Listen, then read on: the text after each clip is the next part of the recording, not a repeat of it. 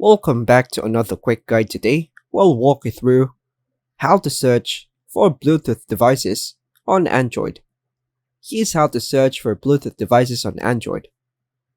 First, unlock your Android phone. Go to your home screen or open your app drawer.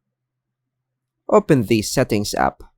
Tap the gear icon to access system settings. Tap on Bluetooth. It will open your Bluetooth settings. Turn on Bluetooth. Toggle the switch to enable Bluetooth if it's off. Your phone will automatically start scanning. You'll see a list of available nearby devices. Make sure the other device is in pairing mode.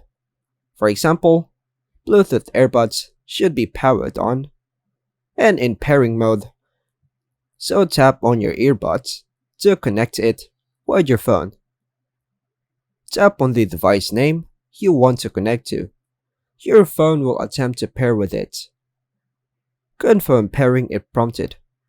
Accept any pairing code or permission request on both devices if you see a prompt. Now, the other device is connected to your mobile phone. And that's all for now, folks. Thanks for watching.